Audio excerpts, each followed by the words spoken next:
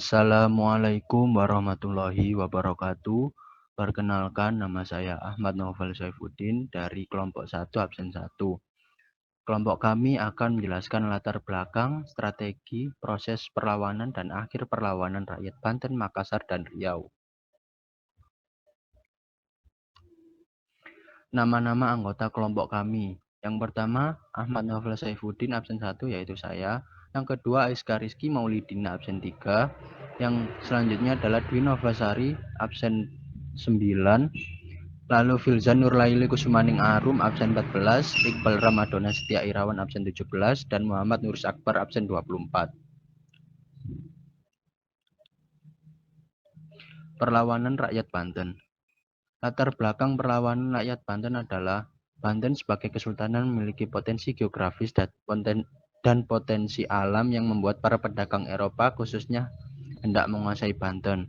Secara geografis, Banten terletak di ujung barat Pulau Jawa, di mana jalur perdagangan Nusantara yang merupakan bagian dari jalur perdagangan Asia dan dunia. Selain itu, letaknya yang dekat dengan Selat Sunda menjadikan Banten sebagai pelabuhan transit sekaligus pintu masuk ke Nusantara setelah Portugis mengambil alih Malaka pada tahun 1511. Potensi alam yang dimiliki Banten pun merupakan daya tarik tersendiri, di mana Banten adalah penghasil lada terbesar di Jawa Barat dan penghasil beras dengan dibukanya lahan pertanian dan sarana irigasi oleh Sultan Ageng Tirtayasa. Selain dari potensi alam dan letak geografis, VOC memerlukan tempat yang cocok untuk dijadikan sebagai pusat pertemuan. Letak Belanda yang jauh dari wilayah Nusantara menyulitkan Heren untuk mengatur dan mengawasi kegiatan perdagangan. Dengan pertimbangan tersebut, Banten dipilih sebagai rendezvous, yaitu pusat pertemuan di mana pelabuhan, kantor-kantor dapat dibangun, dan fasilitas-fasilitas pengangkutan laut dapat disediakan, keamanan terjamin, dan berfungsi dengan baik. Hal inilah yang membuat VOC di bawah pimpinan Gubernur Jenderal John Maetsuiker hendak menguasai Banten. Selanjutnya akan dijelaskan oleh rekan saya.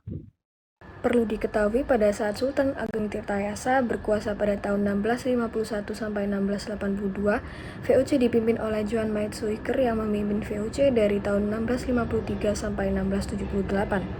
Menurut Nicolaus de Graaf, John Maetsuiker merupakan pemimpin VOC terlama dengan kedudukan selama seperempat abad.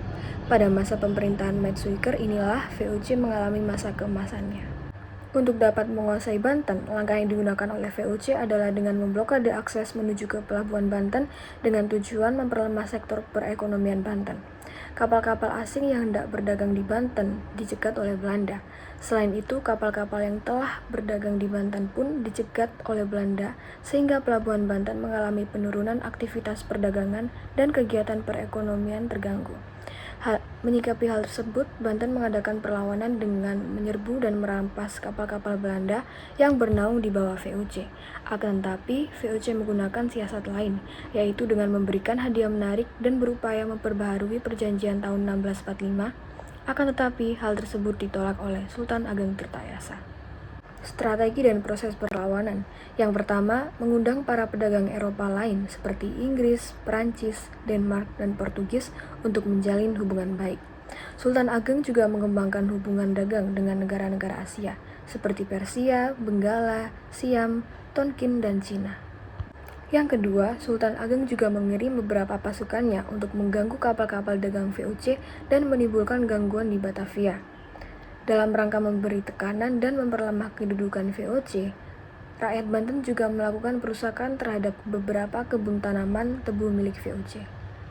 Yang ketiga, dibangun saluran air atau irigasi untuk meningkatkan produksi pertanian dan dimaksudkan juga untuk memudahkan transportasi perang. Yang keempat, melakukan perusakan terhadap segala instalasi milik VOC di wilayah kekuasaan Kesultanan Banten. Akhir perlawanan, rasa iri dan kekhawatiran Sultan Haji akan kekuasaannya melahirkan persekongkolan dengan VOC untuk merebut tahta Kesultanan Banten.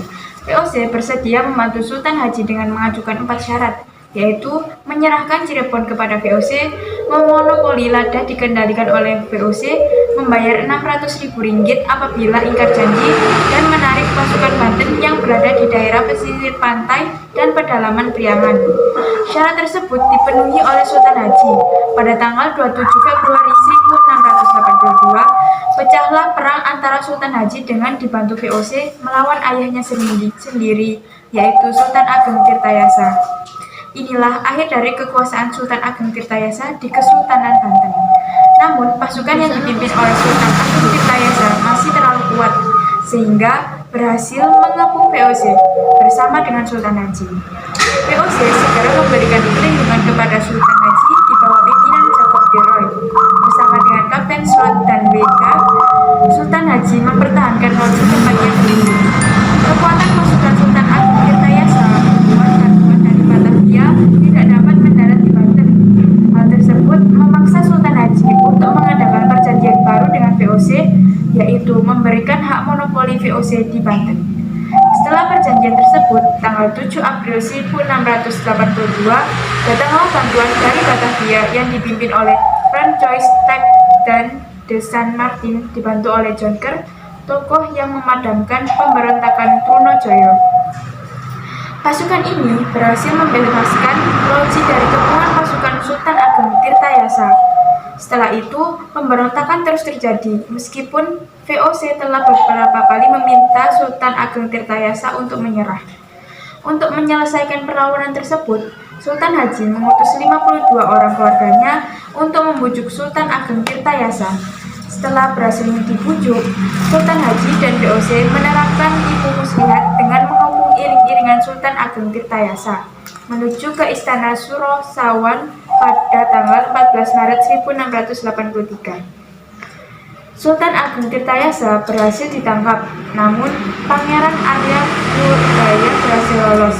Kemudian Sultan Ageng Tirtayasa dipenjarakan di Batavia sampai meninggal pada tahun 1692. Sultan Haji sendiri akhirnya naik tahta dengan restu VOC, memerintah dari tahun 1682 sampai dengan 1687. Pada tanggal 17 April 1684, ditandatanganilah perjanjian dalam bahasa Belanda, Jawa, dan Melayu yang berisi 10 pasal. Perjanjian inilah yang menandai berakhirnya kekuasaan Kesultanan Banten dan dimulainya monopoli VOC atas Banten. Dengan demikian, berakhirlah perlawanan Sultan Ageng Tirtayasa setelah dihianati oleh anaknya sendiri. Perlawanan Rakyat Makassar. Latar belakang, perlawanan rakyat Makassar terhadap VOC terjadi pada tahun 1654 sampai 1655 yang dipimpin oleh Sultan Hasanuddin. Pada pertengahan abad ke-17, Kerajaan Makassar menjadi pesaing berat bagi VOC, terutama dalam bidang pelayaran dan perdagangan di wilayah Indonesia Timur. Persaingan dagang tersebut terasa semakin berat untuk VOC, sehingga VOC merancang siasat dengan berpura-pura ingin membangun hubungan baik dan saling menguntungkan dengan Kerajaan Makassar. Upaya VOC yang sepertinya terlihat baik ini disambut baik oleh Raja Goa, dan kemudian VOC diberikan izin untuk berdagang secara bebas. Setelah mendapatkan kesempatan berdagang dan mendapatkan pengaruh di Makassar, VOC mulai mengajukan tuntutan kepada Sultan Hasanuddin. Tuntutan VOC terhadap Makassar ditentang oleh Sultan Hasanuddin dalam bentuk perlawanan dan penolakan. Semua bentuk isi tuntutan yang diajukan oleh VOC yang sangat ingin menguasai perdagangan di daerah Indonesia Timur. Oleh karena itu, VOC selalu berusaha mencari jalan untuk menghancurkan Makassar, sehingga terjadi beberapa kali pertempuran antara Makassar melawan VOC. Strategi dan proses perlawanan. Perlawanan Sultan Hasanuddin terhadap VOC di Makassar. Kerajaan Gorontalo merupakan kerajaan dagang. Letaknya amatlah strategis di antara jalur pelayaran dari Malaka ke Maluku. Ibu kotanya Sumbawa Uang merupakan pelabuhan transito yang sangat ramai. Rempah-rempah dari Maluku yang akan diangkut ke Malaka terlebih dahulu ditimpun di gudang-gudang di pelabuhan Sumbawa. Setelah mengetahui arti pentingnya pelabuhan Sumbawa, VOC berusaha menjalin hubungan persahabatan dan perdagangan dengan kerajaan Gorontalo. Maka VOC mengirim utusan untuk menghadapi Raja Goa. Raja Goa pun menerima dengan baik. Kerajaan Gorontalo bersedia menjalin hubungan persahabatan dan perdagangan dengan VOC atas dasar saling menguntungkan. Semua hubungan kedua belah pihak berjalan baik, namun kemudian hubungan baik tersebut berubah menjadi permusuhan sebab VOC mengajukan permintaan-permintaan yang sulit diterima oleh kerajaan Gorontalo. Apakah pemerintah yang diajukan VOC kepada Gorontalo? VOC meminta agar kerajaan Gorontalo mau diajak menyerang Belanda. VOC minta hak monopoli dagang di kerajaan Goa. VOC minta agar kapal-kapal dagang Makassar yang jangan membeli rempah-rempah di Maluku. Permintaan VOC tersebut ditolak dengan tegas oleh Sultan Hasanuddin, Raja Gorontalo. Kapal-kapal dagang Makassar tetap membeli rempah-rempah ke Maluku, kemudian dijual secara bebas kepada pedagang-pedagang Portugis, Inggris, atau Denmark yang datang ke pelabuhan Sumbaupu. Maka terjadilah persaingan dagang antara VOC dengan perdagangan Makassar. Persaingan itu makin lama makin meruncing. Sering terjadi insiden antara kapal-kapal dengan dagang Makassar dengan kapal-kapal di VOC di perairan Maluku. Pernah pula VOC mengirimkan armada khusus untuk mengepung bandar Goa yaitu Sumbaupu. Apakah tujuannya? Untuk mencegah agar kapal-kapal asing terlebih tidak berlabuh di bandar Goa dan kapal-kapal Makassar tidak meninggalkan bandar Goa. Namun, usaha-usaha VOC tidak berhasil. Kapal-kapal asing tetap berlabuh meramaikan bandar Goa. Demikian pula kapal-kapal Makassar tetap berlayar kemanapun tanpa memperdulikan VOC. Persaingan antara kerajaan Gorontalo dan VOC kemudian meningkat menjadi perang besar pada tahun 1667. Dalam perang itu, VOC melakukan dan melaksanakan politik divide et impera. Raja Bugis, yaitu Bon, yang bernama Aru Palaka dihasut agar melawan Sultan Hasanuddin. Setelah perang berkorban, VOC membantu Aru Palaka. Sultan Hasanuddin bertekad menundukkan Aru Palaka dan sekaligus menyerapkan kekuasaan VOC di bumi Nusantara. Pertempuran pun berkobar di Buton dan Makassar. VOC juga memperoleh bantuan dari orang-orang Ambon di bawah pimpinan Kapitan John Kerr. Setelah Banteng Barombon, pusat pertahanan Makassar, direbut VOC, Sultan Hasanuddin pun menyerah. Ia terpaksa menandatangani perjanjian Bongaya. Selengkapnya tentang perjanjian Bongaya dapat dilihat di artikel. Dengan demikian, Makassar mengakui kekuasaan dan monopoli VOC. Tetapi perdamaian Bongaya tidak berlangsung lama. Beberapa bulan kemudian pertempuran berkobar lagi. Namun akhirnya Sultan Hasanuddin menyerah lagi. Sejak itu, putra-putra Makassar yang tidak mau tunduk kepada VOC pergi merantau. Mereka pergi ke Jawa, kemudian bergabung dengan para pejuang Jawa melawan VOC. Putra-putra Makassar yang terkenal bergabung dengan pejuang Jawa tersebut adalah Kraeng Galesung. Ia bergabung dengan Trunojoyo untuk melawan VOC. Akhir perlawanan. Perlawanan rakyat Makassar akhirnya mengalami kegagalan. Salah satu faktor penyebab kegagalan rakyat Makassar adalah keberhasilan politik adu domba Belanda terhadap Sultan Hasanuddin dengan Aru Palaka yang merupakan raja kerajaan Bon. Pada akhir peperangan, Sultan Hasanuddin dipaksa menandatangani perjanjian Bongaya pada tahun 1667 yang isinya sangat merugikan pihak Makassar.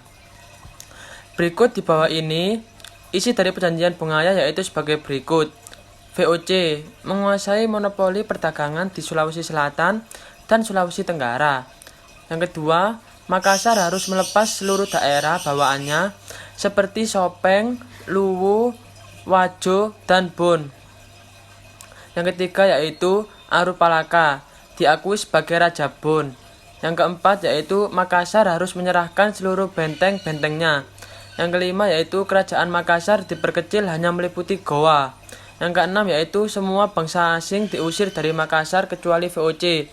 Yang ketujuh yaitu Makassar harus membayar biaya peperangan walaupun perjanjian telah diadakan, tetapi perlawanan rakyat Makassar terhadap Belanda tetap diteruskan oleh putra Sultan Hasanuddin yaitu Mapasomba untuk menghadapi perlawanan rakyat Makassar. Belanda mengerahkan pasukannya secara besar-besaran dan pada akhirnya Belanda berhasil menghancurkan Makassar dan menguasai wilayah kerajaan tersebut sepenuhnya. Perlawanan rakyat Riau. Rakyat Indonesia tidak terima atas keserakahan VOC tersebut sehingga terjadilah perang di mana-mana. Salah satunya adalah rakyat Riau. Mereka tidak terima atas monopoli yang dilakukan Belanda sehingga mereka melakukan gencatan senjata yang sering disebut dengan rakyat Riau angkat senjata. Salah satu contoh perlawanan di Riau adalah perlawanan yang dilancarkan oleh kerajaan Sisak Sri Indrapura. Raja Siak Sultan Abdul Jalil Rahmat Siak tahun 1723 sampai 1744 memimpin rakyatnya untuk melawan VOC. Setelah berhasil merebut Johor, kemudian ia membuat benteng pertahanan di Pulau Bintan. Dari pertahanan di Pulau Bintan ini, pasukan Sultan Abdul Jalil mengirim pasukan di bawah komando Raja Lela Muda untuk menyerang Malaka. Latar belakang, strategi, dan proses perlawanan. Sebagai strategi menghadapi serangan Raja Siak VOC, berusaha memutus jalur perdagangan menuju Siak VOC. Mendirikan benteng pertahanan di sepanjang jalur yang menghubungkan Sungai Indragiri, Kampar, sampai Pulau Guntung, yang berada di muara Sungai Siak. Kapal-kapal dagang yang akan menuju Siak ditahan oleh VOC. Hal ini merupakan pukulan bagi Siak. Oleh karena itu, segera dipersiapkan kekuatan yang lebih besar untuk menyerang VOC. Sebagai pucuk pimpinan pasukan dipercayakan kembali kepada Raja Indra dan Panglima Besar Tengku Muhammad Ali. Dalam serangan ini diperkuat dengan kapal perang Harimau Buas yang dilengkapi dengan lancang serta perlengkapan perang secukupnya. Terjadilah pertempuran sengit di Pulau Guntung pada tahun 1752 sampai 1753. Ternyata benteng VOC di Pulau Guntung itu berlapis-lapis dan dilengkapi meriam-meriam besar. Dengan demikian, pasukan Siak sulit menembus benteng pertahanan itu. Namun banyak pula jatuh korban dari VOC sehingga VOC harus mendatangkan bantuan kekuatan termasuk juga orang-orang Cina. Pertempuran hampir berlangsung 1 bulan sementara VOC terus mendatangkan bantuan. Melihat situasi yang demikian itu, kedua panglima perang Siak menyerukan pasukannya untuk mundur kembali ke Siak. Sultan Siak bersama panglima dan penasihat mengatur siasat baru.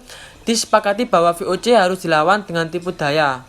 Sultan diminta berpura-pura berdamai dengan cara memberikan hadiah kepada Belanda.